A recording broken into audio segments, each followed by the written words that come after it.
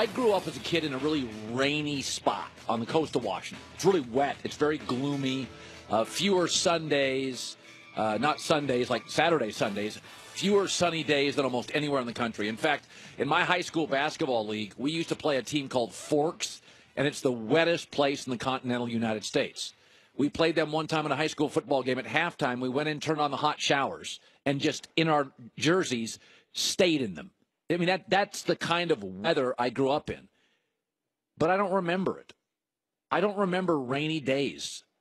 I remember the good days on my little motor scooter, driving up and down the hills on Washington State, playing basketball with my friends. I don't remember the rain. I really don't. I know high school there was a bunch, but I grew up in the wettest part of the continental United States, on the coast of Washington State. And I remember almost no rainy days. It seems to me I was always going to my friend Jack Jones's house after school and playing hoops in his driveway. We were hanging out outside. Why is that? Is that a protective mechanism? Does our brain do that to protect us? We don't remember the dark and the sad and the painful. People go on Facebook and they pursue relationships that ended horribly. But you don't remember that. You remember the good times. That's why you keep going on ski trips with your kids, even though it's mostly a headache. Because you remember that 3 or 4 minute drive up the hill. You get on the chairlift.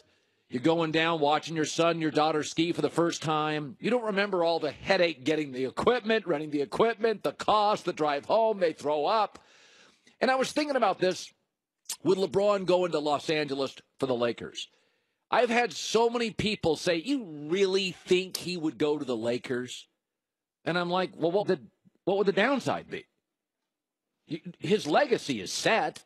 He's the second best player of all time. His only chance to be number one is to move and win a third title with a third team. Then you get back to the GOAT argument. I mean, MJ went to the Wizards. That was a mess. Can you imagine a guy that was so great he went to 3 teams and won everywhere? What's the downside? Because, folks, you don't remember Dominique Wilkins last year. He played for Orlando, 5 points a game. I say Dominique Wilkins, you just think of the dunks.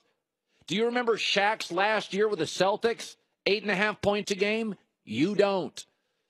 Kareem's last year, all-time leading scorer, averaged 10. Michael Jordan and the Wizards lasted several years. To me, it's a blur. I even saw him play live. It's a blur. Magic's comeback in 95 or 96 when he only started 9 games. Listen, man, if Grandpa unravels in the last couple years, we remember the good Grandpa, not the crazy, unhinged Grandpa. We don't remember the breakups. We remember the good times. Somebody once told me, you know why women have multiple babies? Because they can't remember the pain. I don't know if that's true, but I've heard it before. But in life, everything's sort of foggy, right? When you look back at your life, you don't remember gloomy Tuesday. You don't remember cloudy Wednesday. You remember the trip to Disneyland as a kid.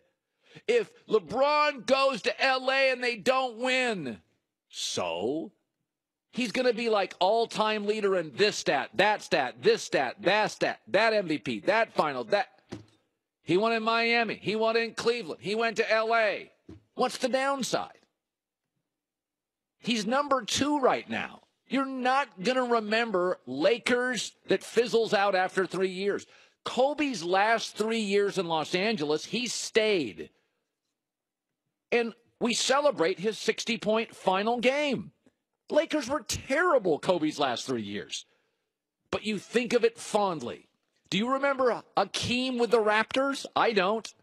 Patrick Ewing on the Sonics? I've got no recollection. Michael Jordan's Wizards tenure? Foggy at best. We assign an alternative ending to our reality. We forgive the final chapter when Grandpa goes unhinged or when Michael goes to the Wizards. We just don't want to remember it. And I always think when I was a kid, I grew up in the wettest part of the United States. I don't remember rainy days. Is it a protective mechanism? Is my mind wanting me to have positive memories? I don't know how it works. But I just look at the history of all sports and all athletes. We are incredibly forgiving. So go for it.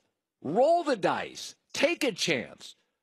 It doesn't matter what Marlon Brando's last movie was or what Robert De Niro's last movie will be. It just doesn't matter. What matters is your legacy, and it's defined in your peak years. We never, ever remember the final chapter. Let me shift to this. Mark Cuban owns the Dallas Mavericks. He's a billionaire. He's on a show called Shark Tank. His team, again, is awful. I've never quite been able to figure out.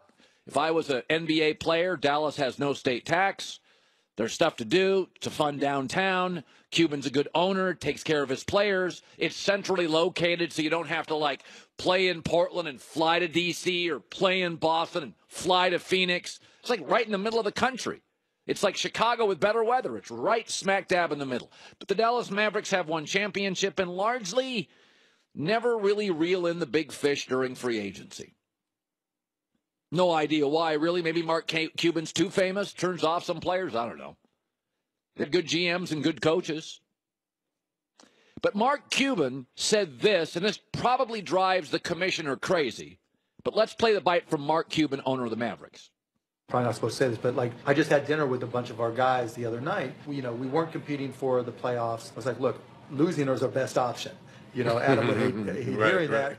But at least I sat down and I explained it to him. And I explained what our plans were going to be this summer, that we're not going to tank again. This is a year and a half of tanking, and that was too brutal for me. Yeah. But being transparent, I think that's the key to being a quote-unquote player's owner and having stability.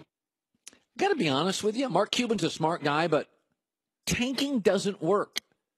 Who are the good teams in the league right now? Houston never tanked. Spurs never tanked. Celtics never tanked.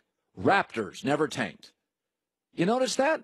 Philly tanked. Phoenix tanked. Where are they?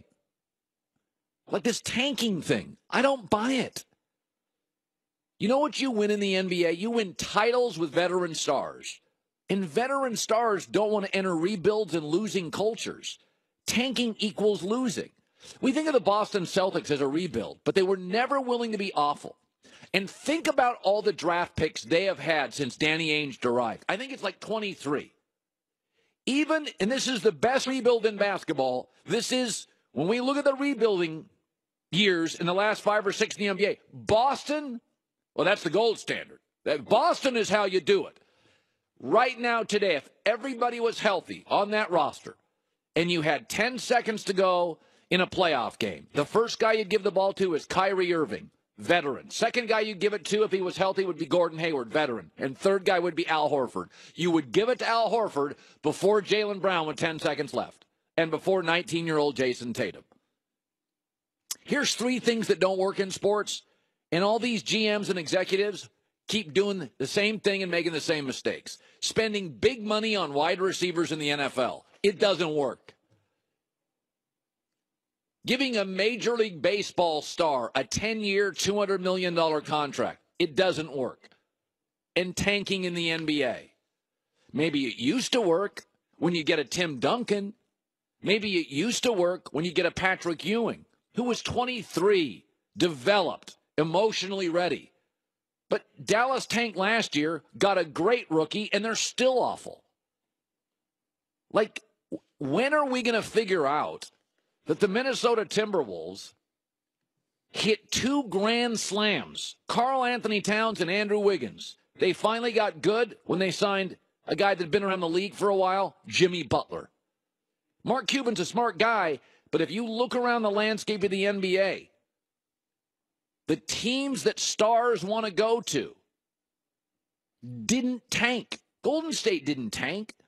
They were bad. They didn't tank. Houston never tanked. Spurs never tanked. Boston never tanked. Raptors never tanked. I think it's one of those, it's mythology. I think tanking used to perhaps work. It doesn't anymore. What star veteran player wants to join a losing basketball culture? Now, I'm not saying just because you're losing The Lakers are losing. They don't have a losing basketball culture. The Clippers do. But veteran stars do not want to join shipwrecks. And right now, Dallas is a shipwreck. To me, that's the number one reason they can never sign free agents. Because their legacy is lightning in a bottle, one Dirk title, but by and large, average to below average. That's not the kind of forces superstars in the NBA are joining. All right, good to have you in.